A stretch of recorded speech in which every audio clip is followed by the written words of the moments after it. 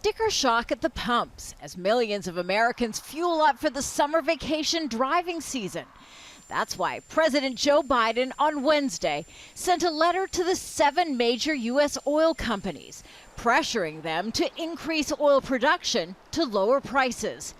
Biden writes, "My administration is prepared to use all reasonable and appropriate federal government tools and emergency authorities to increase refinery capacity to ensure that every region of this country is appropriately supplied." Currently, U.S. oil companies are refining 1 million less barrels a day compared to pre-COVID levels.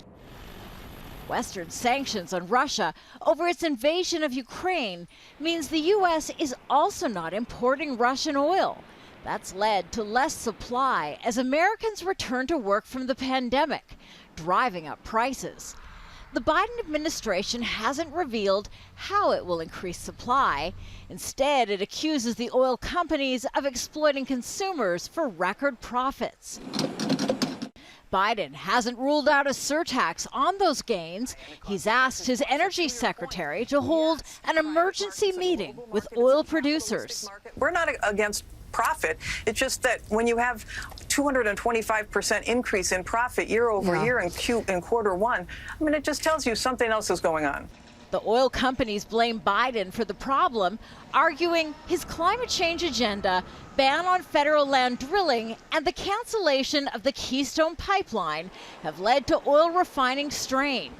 Biden can release oil from the Strategic Petroleum Reserve to bring down prices. It's a tool he's already used, but it's a temporary fix. This is simply an attempt to play to the voters to show that politicians are doing something about a market situation in which there's actually very little that they or anybody else can do. Biden's letter comes one day after announcing he'll meet with the Saudi king next month to encourage his kingdom to also boost production. But the White House says the kingdom has provided no assurances it will do so. President Biden needs to contain fuel prices quickly. The longer Americans face hardship, the more likely they are to vote against his Democratic Party in upcoming November congressional elections.